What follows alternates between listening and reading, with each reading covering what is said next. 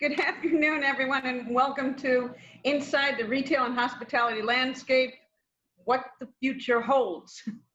I'm Linda Alexander of Alexander Marketing, and I have the pleasure of moderating an important discussion by five, soon to be currently three, but five industry experts who will have their own multifaceted approaches to identifying and dealing with today's unprecedented challenges.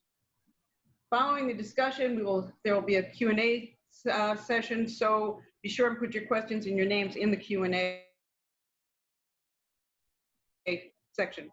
And now let me introduce some of our esteemed panelists. To begin with our host, Joseph A. Aquino, president of JAACRES, is recognized worldwide as an advisor to retailers, restaurateurs, and property owners, the quintessential deal maker.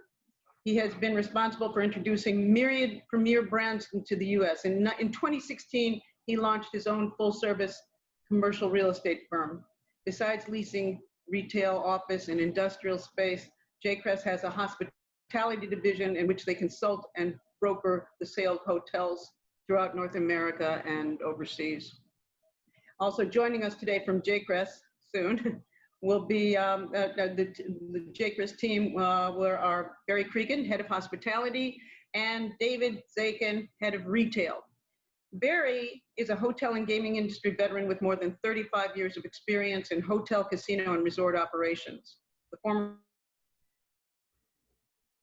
president of the Plaza Hotel in New York and the Trump Plaza Casino in Atlantic City, he has overseen such storied hospitality venues as the Majestic Star Casino and Hotel outside of Chicago, and the Sheraton San Juan. In addition, Barry's held senior positions with Starwood and Hyatt Hotels, among others. David Zakin's expansive retail career began with his own David Z shoe and sneaker chain, one of the leaders in the category. During its 25-year tenure, David Z accounted for 12 owned and operated units in New York City and Las Vegas. His own portfolio includes office and mixed-use assets on Fifth Avenue, Broadway and Union Square, and in Soho. His comprehensive experience encompasses extensive retail operations as well as owning and revitalizing value-add commercial assets. Among the friends of JAACRES today, joining the panel, are Alan Cohn, managing principal of the Cohn Organization, LLC. Hi, Alan. He specializes in commercial real estate debt and equity placement. The Cohn Organization provides institutional equity and debt for commercial real estate acquisitions, development, and ground-up construction, as well as multifamily, hospitality, mixed-use, and industrial assets. And rounding out our panel, it's sartorially dressed, is Bernard M. Patronina, Vice President, Silvercrest Asset Management Group, a registered investment advisor to families and select institutional investors that currently manages $25 billion in assets.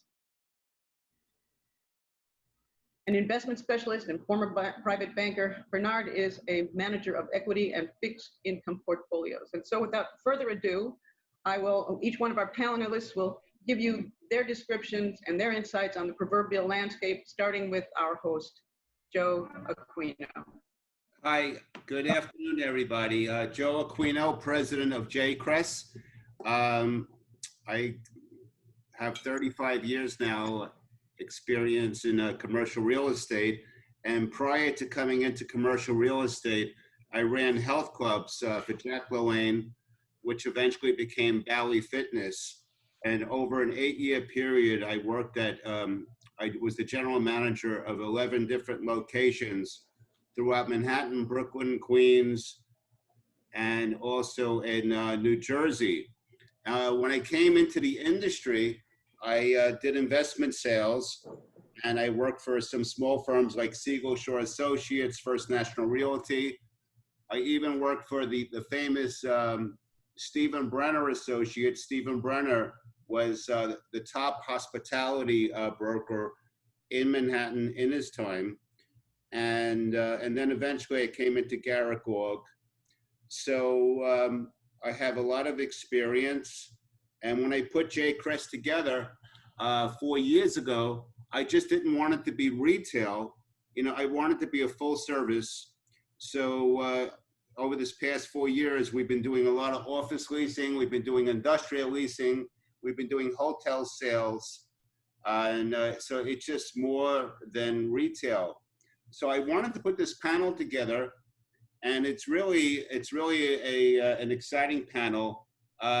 We have Barry, who used to be the president of the Plaza Hotel on Fifth Avenue when it was in full operation, and also Trump Plaza Casino in Atlantic City, and he has about 35 years experience. So we have Barry that can really give you a full perspective on hospitality. If anything, hotels, they are very good in tracking all the data. In fact, after 9/11, it took 5 years for the occupancy levels and for the average daily rates to come back to normal. Most people don't know that.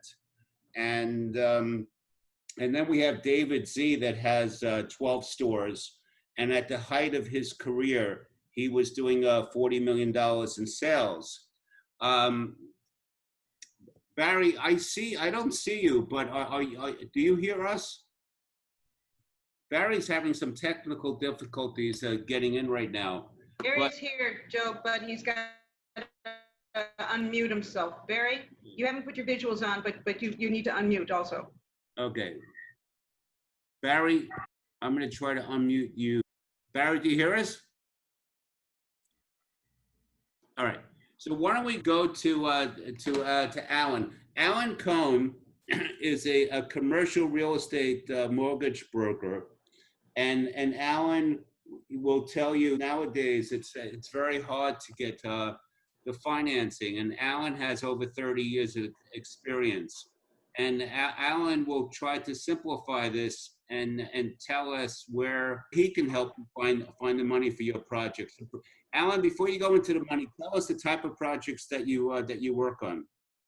Well, we're currently looking at everything. I mean, in this particular situation, post-COVID, or in the middle of COVID, everyone is looking for some financing, and all project types. Obviously, hospitality and retail have been affected significantly more than many other assets, but the industry is working and has modified their approach to underwriting all different types of real estate, including multifamily and industrial and so on and so forth. So we look at everything. We're not focused on any one particular area. We are a generalist, and we have access to capital for most projects. And while that has changed, and the definition and the requirements of the lenders have changed over the last few months, there still is capital out there for the right deals. Alan, can I ask you, what sectors are you seeing that are more actively seeking, debt relief than others? What are the big ones today? Well, frankly, like many folks in our business and my business, we had to take a look at where we were going to focus our efforts with COVID. Pre-COVID, we were mostly focused on equity, on a lot of ground-up construction and developments and mixed-use projects nationwide. Once March 15th came, most of the equity providers went pencils down. They still are trying to figure out what they're going to do. So we've pivoted. We're very, very focused on the distressed hospitality sector right now, which is why I really appreciate being invited to this, because hospitality seems to be super underwater, but there are some sponsors and owners out there in both the boutique and the name brand world, the branded hotel world, that can survive if they have access to the right capital. We're working with private equity currently. We've created some programs with them, and we're looking for the right borrower or sponsor that we can help get through this. That's very interesting. So with the right opportunity, you feel you can help people. Well, without a question. I mean, if I was to give you a few top headlines right now, one, development and construction financing is still available, albeit the parameters have changed significantly pre-COVID. Commercial real estate financing is harder to find, and when it's available, it is more expensive, and leverage has been cut drastically. Um, we're asking the question now in terms of multifamily. With the end of the pandemic additional compensation program, that $600 federal stimulus payment that's automatically added to unemployment these days, what happens after July 31st? I mean, most of the, a lot of the CMBS and big property owners are reporting that most of their rents are being paid in the 90+% range. But I'd like to see what happens after that and how that affects the availability of capital. Unemployment is expected to grow in huge multiples. I mean, the report yesterday was, or today, this morning, was a million plus from last week. That really doesn't bode well for where things are going. I mean, most of the commentary right now is that third quarter, end of the third quarter, beginning of fourth quarter, once everybody starts getting back into their offices, that there's going to be a lot of layoffs. So who knows what that's going to be. So there's a lot of questions out there, but we're not shaking too much. I mean, there is significant capital waiting on the sidelines, and that's the good news. That is good news. That is good news. All right. Well, we wait for the other panelists to come on. So let me give you basically my perspective. So for the past, say, 8 years, I've now 4 passports. Every page is stamped. I've traveled the world. I've been to Marrakesh, Singapore, Sao Paulo, Vienna. I've been going to all these luxury business conferences. I've been to the Financial Times Luxury Summit, Herald Tribune, New York Times. My wife is from Belfast. I mean, we're in the United Kingdom all the time. I've been to London and Belfast maybe 35 times in my lifetime. Last year, I got the Ambassador of Belfast Award, and in City Hall in Belfast. So I'm pretty well traveled. So basically, I think really now what we're all waiting for is for, to travel to really to pick up. And it's probably running, we all know it's running at very low numbers. And yes, New York has had 60 million tourists, but even Chanel right now, Chanel is predicting that things will, for them, will come back to normal in about 2 years. So, what do we do between now and the 2-year period? I think hotels now are running anywhere, depending upon which panel you speak to, can be anywhere from 10 to 40%. But right now, hotels are operating, half of them are closed in Manhattan. There's about 450 hotels. Casinos are, it's another interesting breed. When you go to casinos, there's social distancing. If you like to play craps and you're at the crap table, I mean, every time you pick up a pair of dice, they sanitize the dice, and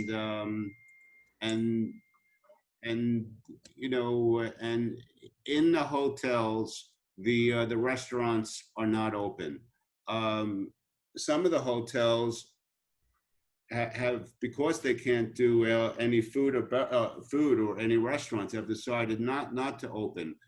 In fact, the Borgata, which is the premier casino in Atlantic City, MGM said no. We're not opening. We can't do food. So they didn't open. Barry, who still is not on, but his wife is from South Korea, and he travels Asia frequently. And they were doing temperature tests as far as 3 to 4 years ago when he was traveling. So in Asia, this isn't new as far as what we're going through. It's unfortunately, we have come very, very, very, very, very late to the party. I mean, it's almost, we're a member of the World Health Organization, but I guess no one here in the United States read the memos. But there's been caution going on in Asia for many, many years.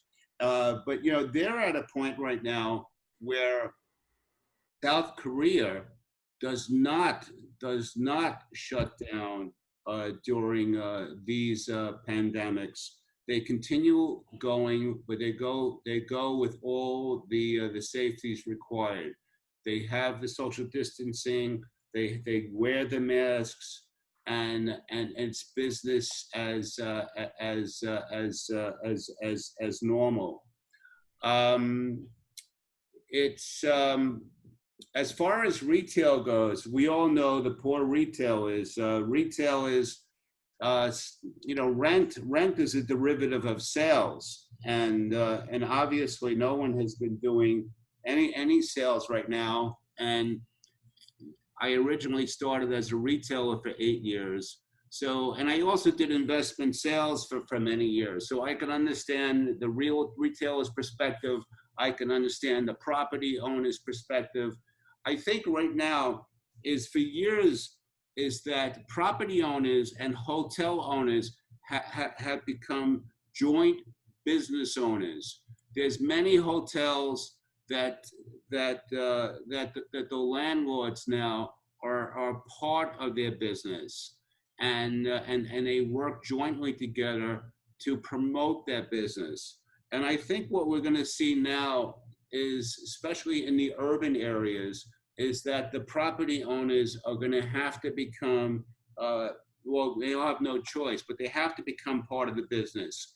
I mean, in a shopping center, the shopping center property owners, they spend a lot of time marketing their center and their tenants.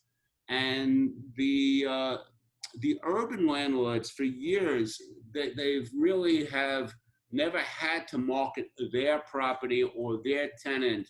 They get these, they get the checks, they get them pretty much on time, they get a great tenant, and they've been enjoying the fruits and labors of the retailer. But I think now that has changed, is the retailers, they just can't afford to sustain these rents, and especially during where the government shuts down. And unfortunately, there will be a lot of fighting in court. But I think the best part here, or probably one of the solutions, instead of fighting in court, and this is only in my opinion, it's instead of duking it out, is maybe we have to try to find a way to work with the tenant to keep them in business. I have one particular tenant who has a hair salon, and she invested $700,000 to build her salon. I mean, how can she just walk away so easily? So, that's one situation. I mean, there's other situations where the tenant didn't really put a lot of investment in, so it's easy for that tenant to walk away. But if your tenant walks away in this environment, it may take 6 months, a year, maybe a year and a half, or maybe 2 years to find another tenant, since a lot of these tenants, since the market it really got hit very hard. So maybe it's maybe what we have to do, or maybe you have done it already, is we have to work out some type of formula, where and be creative, where maybe it's a lower base and a percentage of rent, where now, yes, you become part of the business, where if they start to do better, you start to get a percentage of rent. I mean, we're only talking about some other options that are available, and trying to be creative. And Joe, let's not say Joe's looking at the bottom part of the market. All I know is now is that my wife and I, we haven't left Manhattan. She returned to work. She works in one of the Rockefeller Center buildings on a full floor of 50,000 square feet. It's her and two other people on her floor. There's 3 people on 50,000 square feet. What's happening now is that companies, and we all know this, and if you don't, I'll be the first one to tell you, they're giving people a choice when to come back to work. They're asking Mrs. Jones, would you like to come back September? Would you like to come back December? Would you like to come back March 2021? Because companies do not want the liability. And actually people are afraid to coming back. So here's how I see it. With the Spanish flu, over 100 million people died. That meant 100 million people disappeared in the marketplace. That means you could never have sold them another pair of shoes. You never could have sold them another t-shirt. In this present market, the government decided that everybody should go in and shelter. So now there's 40 million people on, or maybe 50 million people by now, on unemployment. But that's okay, because those 40 or 50 million people did not die, and they're gonna come back to the market. So we all gonna have to figure out how to survive for the next year or two until this big engine, this big economic engine starts again, and how we can all help stoke the engine. And I'm sorry, for years it's been great, but the only thing I can compare this to, and I really like to read a lot about World War II, about World War I, and I'm a big reader on the Roman Empire. And my mother's maiden name is Garassi, and in Italian that is guar is war, and Rossi is race. So maybe we were mercenaries back then. But I like to read a lot about war. I think we're the closest now, the closest to what the people experienced after World War II. I mean, this is more like a neutron bomb. It's like the bomb hit, all the bricks and mortars are still here, but there's been a real hit in the economy, and we have to recognize it, and we all have to help each other out. I think large portions of humble pie have been handed out. I think everyone is a lot nicer now. I find when I get served outside, I see a lot more friendly smiles. The smiles that I more often see in Europe, and I welcome them here in New York. Joe, on that great positive note, I'm going to just interject. David Zakin's in the house, and we haven't heard from Bernard. So, David, if you unmute yourself, you can pick up on a lot of the stuff that Joe's been talking about with retail. Okay, I was waiting for him to finish. I respect him, but once he gives me the microphone and you give me your ears, I will talk. There you go. Okay, so for everybody who don't know me, I was over 35 years in retail, 12 stores at the Heights, New Jersey, Vegas, and mostly Manhattan. So what's going on right now in New York, because that's my hub. Manhattan is dead. The boroughs, believe it or not, Bronx, Brooklyn, the retail is actually good. People in the neighborhoods who lives in apartment buildings, okay, not private homes, were waiting for the stores to open. And some stores, some of my friends, because of COVID, they can't let too many people in the store, had at times lines of 50 people outside, okay? Manhattan the last deal that I know that a retailer, one retailer that I'm not going to mention any names or business, that was looted in Soho, worked out a deal with his landlord, and the landlord gave him 6 months free rent and reduction of 50% of the rent. And to be honest with you, that's what the spaces, the prime spaces, in my opinion, worth now versus, let's say, a year ago. If you paid $1 a year ago, you're lucky to get 50 cents if you have a tenant. In the neighborhood is a little different because, and no disrespect to anybody, in apartment buildings in Brooklyn and in the Bronx and Queens, if they don't have a doorman, you know, the UPS just leave the package downstairs in the lobby, and you're not always going to get it. Okay, so that's why they, you know, in those neighborhoods, they rely more on retail. They were happy to come back. They were happy to put on shoes and T-shirts and, you know, all kind of new merchandise of anybody who had them. Manhattan right now is all about restaurants and service. The restaurants got, you know, okay from the city to take as much space as they can on the sidewalk and the first lane from the street. So they are pretty much busy, okay? So now I'll go to the questions. Okay. So besides supermarket, you know, pharmacies and urgent care, what retail categories may be able to survive? Okay, so retail, their number one expense, basically number one, number two is rent and payroll.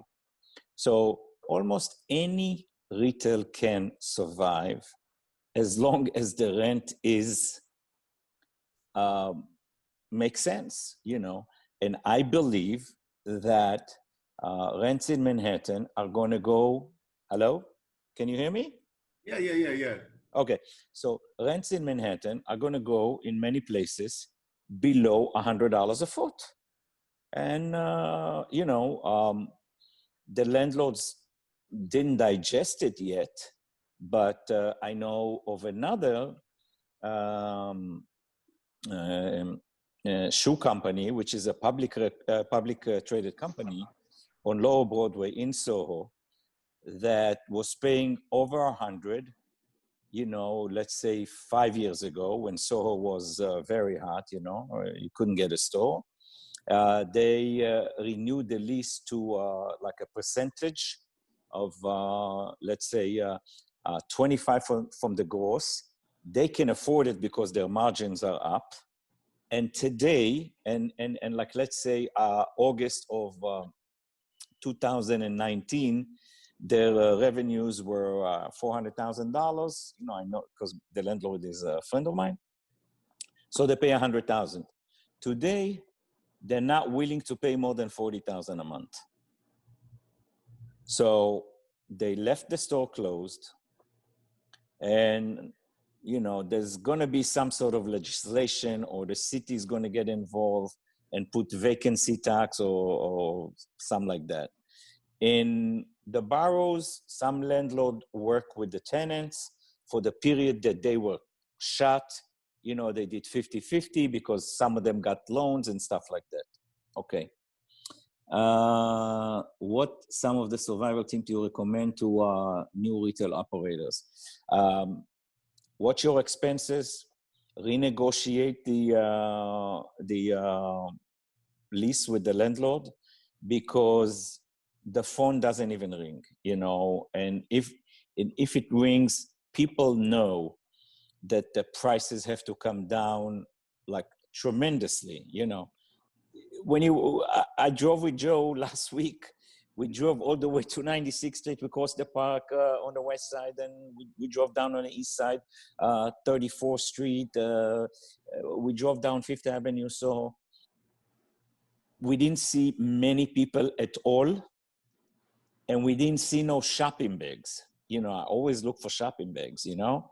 I mean, pharmacies were, I mean, the Gap was open and Zara was open and Journeys was open. But from what I used to, it's not the same. You know, it's going to have to be Joe, what do like you think real. about that? Say it again? I was going to say, Joe, to hop in on that, because the two of you were together in a car and you were driving. What was your perspective? Was it comparable to David's? Yeah, yes. There's, you know, there's a lot of people that haven't stayed in New York City during this period, which is fine and understandable. But there's very few people out there. Yesterday I went out for about 4 hours, and what I saw yesterday, that a lot of stores are getting deliveries, and there was a lot of traffic. And why there was traffic, there was a lot of trucks that were double parked. So we're starting to ramp up, but you know, now we have in my building, the building that I live in, about 6/8 of the people are not here. Yeah. Not necessarily does everybody have a second residence. I was talking to the people at the front desk. They said, no, we have a lot of young couples here with kids. Is that if they didn't have a second home, they moved back with their parents during this period. And, you know, of course, the parents loved to accept their children with the grandchildren, you know. But you have people now that are living in Jersey. You have people in Connecticut. My neighbors that have 3 kids, they relocated to Florida during this period. So, you know, we have to understand that retailers need customers, and there's no customers. There's not going to be customers for a while, because people are literally frightened now. They're frightened, and also we don't want to talk about the peaceful protesters that happened, but now also New York, unfortunately, please, it's not labeled a safe city anymore. And guess what? And the people in Europe, you know, see what's going on, and the people in South America see what's going on, and the people in Canada that see what's going on. And we don't want to talk about the 3 rings that's going on a daily basis. I really want to keep this politically correct. But we don't even have to go there. But, you know, you make a great point, Joe. And that brings us to Barry. When do you think the tourists are going to be back, Barry? You know, I don't know the answer to that, but it's going to be a long time that the tourists are going to have to feel safe. They're going to have to feel the situation is COVID free, or as free of it as you can be. But I would think it's going to take another 2 years, another 5 years to get back to where we were in 2019. 2011, it took about 5 years to get back to the same occupancies and the same average rates that we had before 9/11. And I think this will be far more impactful, because it's a you know, 9/11 happened and we moved on. This is still lingering out there, and there's different areas that are getting hit harder. And but I say the next 4 years is going to be the recovery time. Wow. And Joe, Especially Manhattan. Yeah. What's that? Especially, sorry. I'm sorry. I'm saying especially Manhattan, that rely on tourist business so much. I'm not Well, that's talking what I'm about talking the about. boroughs. Yeah. You know, and no tourist is, if you don't have tourists in business, your retail goes down at least 50%. And that includes restaurants, theater, shoe store, Macy's. I remember we did. You know, it's all tourists. They were my best customers. You know, they were my best customers. You know, the euro now is a little bit more value, so they, you know, they get it cheaper. You know, it's more expensive over there. You know, so they would buy plenty of shoes for me, plenty. The tourists, you know, as well as the local, but the tourists don't exist. Yeah. The tourists don't exist. Do you think we're going to see domestic tourists back here first, or foreign tourists? Domestic. I mean, years ago, I know back in 2008, 2009, 2010, Joe repopulated Madison Avenue, and his former partner repopulated Madison Avenue and some of the luxury because the prices had gone down because of the recession, but we had tourists who were supporting that, so it was a different environment. You know, we haven't heard the tourists loved Manhattan. They loved Manhattan. They loved the theater. They loved the restaurants. They loved the shopping. You know, they love to see the diversity of people. There's none of that now in the streets. It's not that environment. It's a different world, you know, and they are concerned in their own countries. We're hoping that it'll be back there by first quarter next year. And if I don't know, Bernard, you're not. No, wait a second. Barry has in Manhattan, but the rest of us are, and we were seeing a lot of restaurants and the open streets. Do you think that's going to be helpful? The curbside seating and restaurants, open cafes. Linda, let's do this. Barry has a bit of a presentation, and it was the hospitality industry. They have a lot of numbers. Let Barry share that. And also, everybody, this is being recorded. If this goes over an hour, everybody can download the recording, and you won't miss anything. But what Barry has is basically going to talk about casinos and hotels right now. Yeah, I'm going to talk about hotels, and pretty much it's Manhattan specific and a little bit of the nationwide as well too. In New York City, the hotel business revenue is down 70%. Nationwide, the average rate is down to $92.20. The occupancy is $46. So it's a pretty bleak picture out there. New York City has 123,000 hotel rooms. Got 2,000 more coming online this year, and 25 more rooms are scheduled to open next year. I doubt they will open. General Assembly, I've been told, is not going to meet in New York this year because of COVID. It's going to be very hard to evaluate the value of a hotel right now with no business in the city, as well as, you can go on past performance, but there's a doubt out there what the future is going to be like. Owners of properties that are well positioned will be able to hold on to their assets if they have the financial wherewithal, but owners that aren't well positioned financially will probably be selling the hotels at a discount. Most industry leaders feel it's going to take till 2024, 2025 to get back to 19 levels. New York City has always had the highest occupancy rate in the country, other than Orlando, which is Disney. That's not going to happen this year. Some hotels are going to close and be repurposed into office buildings and maybe residential, but the residential market's down as well. Real estate taxes were due on June 30th, so it's going to be interesting if anybody defaulted on their real estate taxes. I suspect there will be defaults. And hotel operators got to make it feel safe to the customer, that it's a safe environment. And when I mean safe, a new kind of safety, hygiene, cleanliness, and protocols that keep you safe while you're in the property. Social distancing is going to go on for quite some time until there's a vaccine, and the employees are going to be wearing masks, and the customers are going to be wearing masks. Plexiglass will probably be put on the front desk to separate the employees from the customers, and temperature checks. The casinos have the technical technology to do the temperature check before you go in the casino. So if your temperature's not at where it's supposed to be, you're not going to get in the casino. I was over in China and Korea a couple years ago, and they were doing the temperature check then. And when you walked in the hotel, the temperature was taken. In Beijing, your photograph was taken too, but that's another story. You're talking about gaming, blackjack, there's typically 6 players on a blackjack table. Most casinos have reduced it to 3, the casinos that are open, that is, and they put plexiglass partitions in between the customers so that customers have their own environment to play in.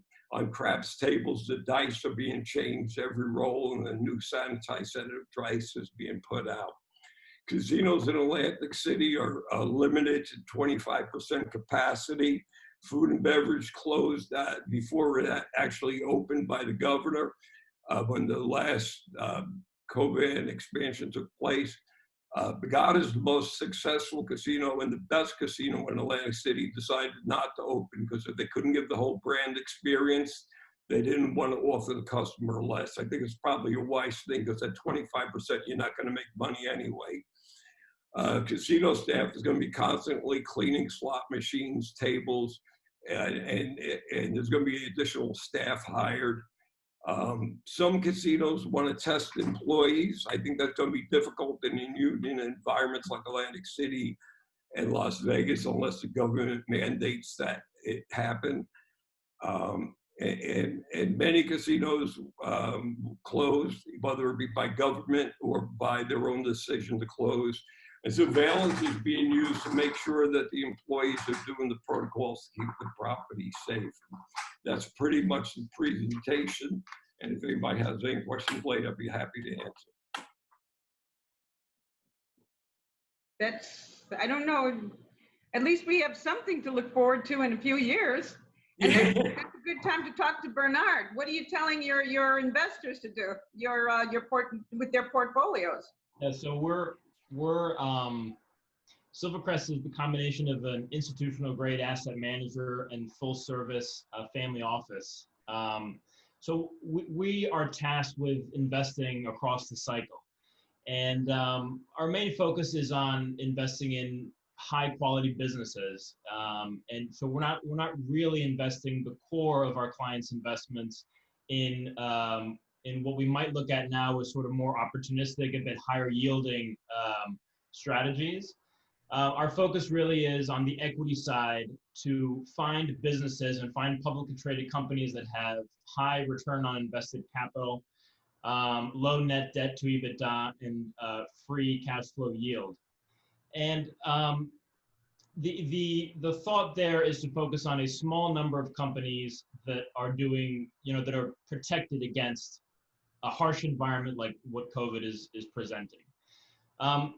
So we look at our clients' portfolios throughout, different risk parameters. On the fixed income side, we're focused very specifically on buying bonds that are of entities that are essential to the society they serve. By that, I mean, take, for example, a hospital where it's the only hospital in a radius of 100 miles.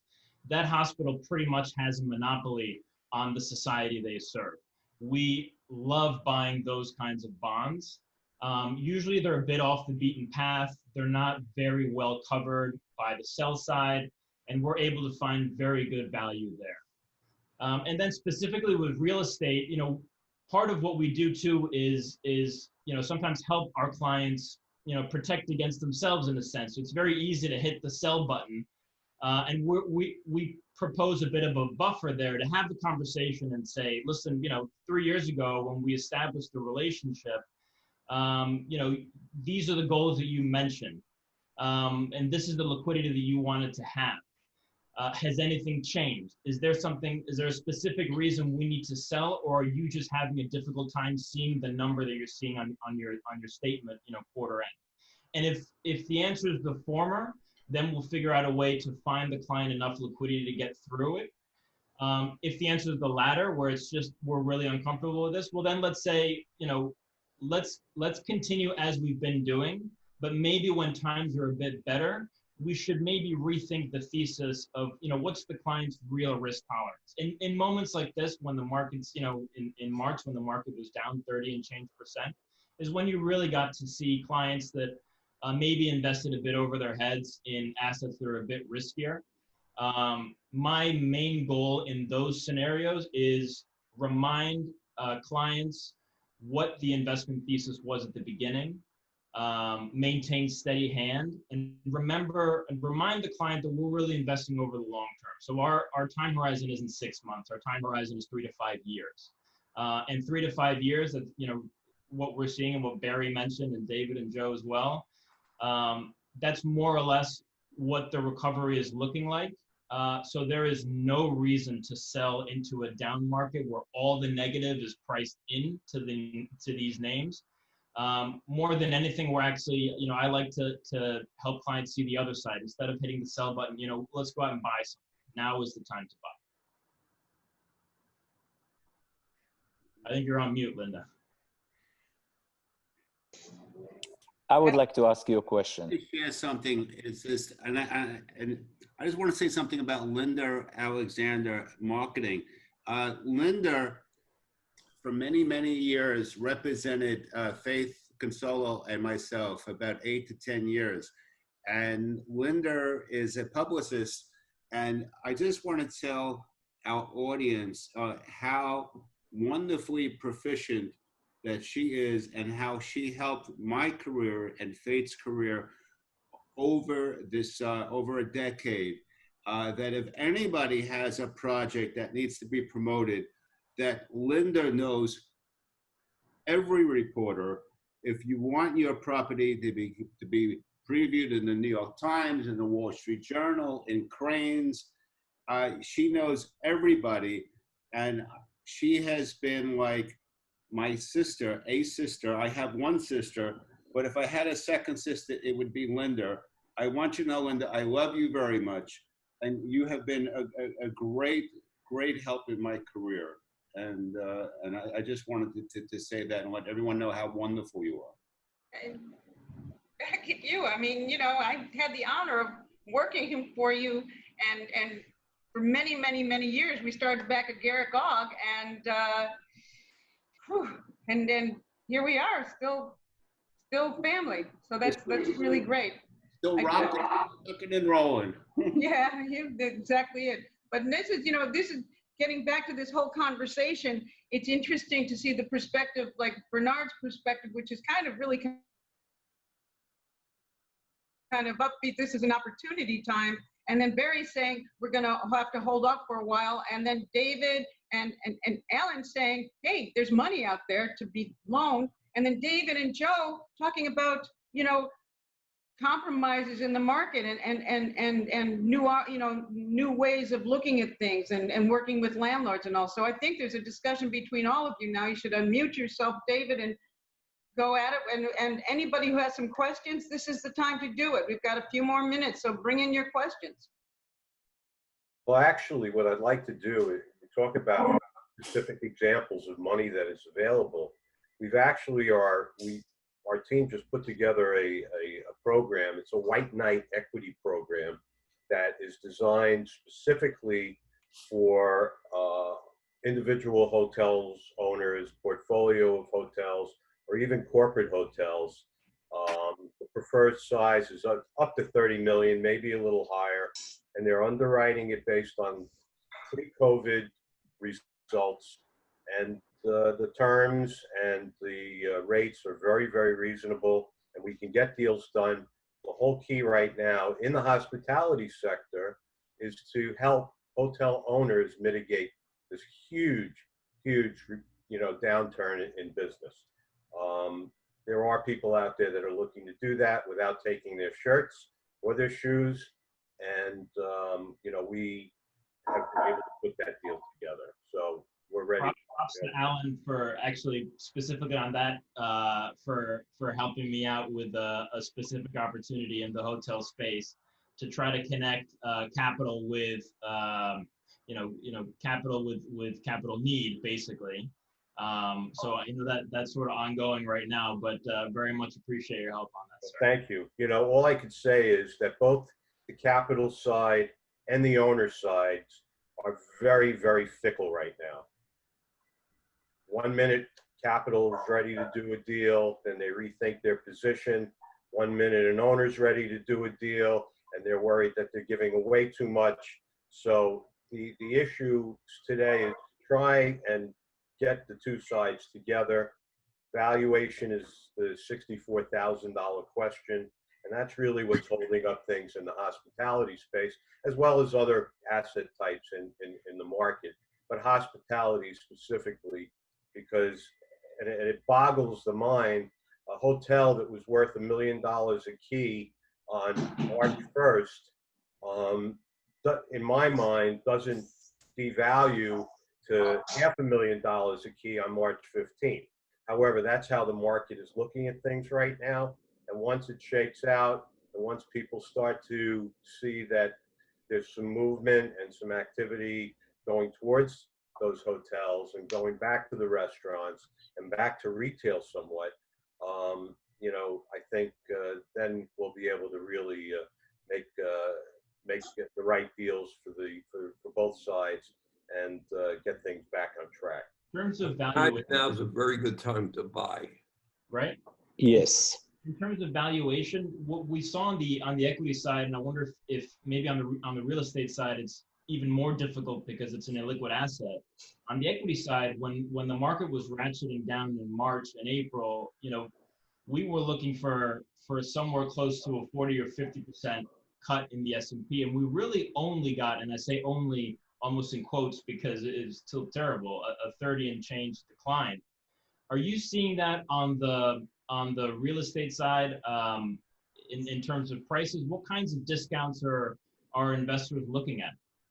Look, they're with all due respect to private equity and those people that will take advantage of downturns like this. What was expected in a number of asset classes, including multifamily, especially in hospitality, they thought there was going to be a flood of defaults and availability of properties at discounted prices. Well, so far that hasn't really happened. Back to what I alluded to earlier, valuation is the key on all asset classes, and until they establish some sort of, pricing and where it's going to go, they're not going to be giving up their properties. After some of the government programs are finished, when people start to go back to work and we understand what's going to be happening in terms of unemployment, then I think, those that can survive will, and those won't. And that's just an unfortunate reality of the situation. I agree with you because everything is frozen right now.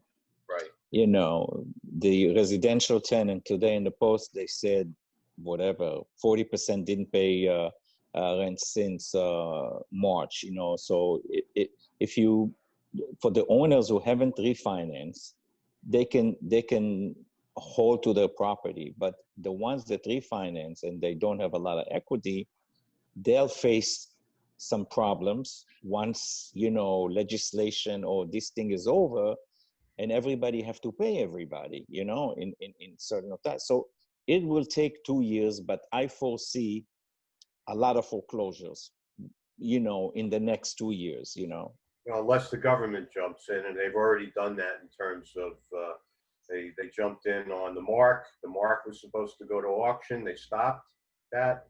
The Omni's closed. As far as multifamily is concerned, that market is still very, very strong. Yes. Rates still very low. While the leverage that's being provided is looked at different, there still are other avenues to support the capital stack in those cases. The smart ones refinanced and did so at a lower leverage and a lower rate, and those people will be okay. But right now, we still have a lot of government intervention locally and nationally. Exactly.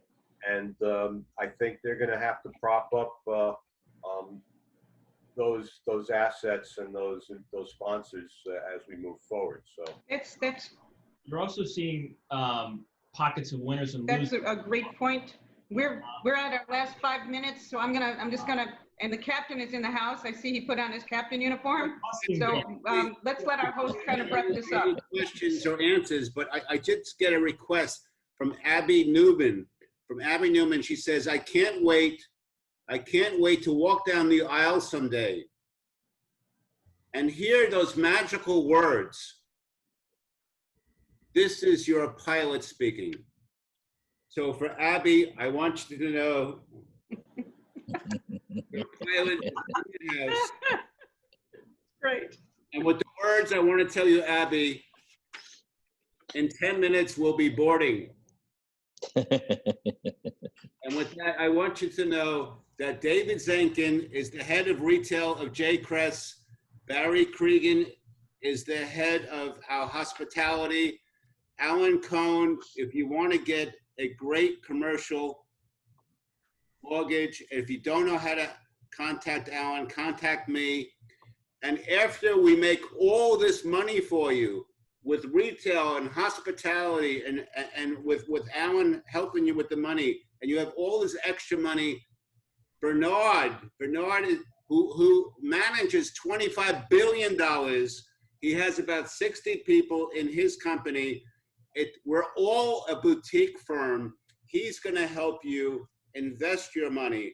In fact, I see developers are going to be calling up Bernard because since he's managing $25 billion of money, those people need to invest more into real estate. So Bernard is the person you should be calling in the next week or two. I appreciate that. The firm overall is 25 billion. I am part of the firm, very proud to be part of this boutique firm of Silvercrest. Thank you. So with that, I want you to know we're taking off. Put on your seatbelts and enjoy your flight. Thank you, Captain. Thank you, Captain. I love you all. Thank you. Love It you was too. great information, gentlemen. Thank you all so very much. Thank you, Linda. Take care. Thank you for inviting us. You're welcome. Bye. Joe.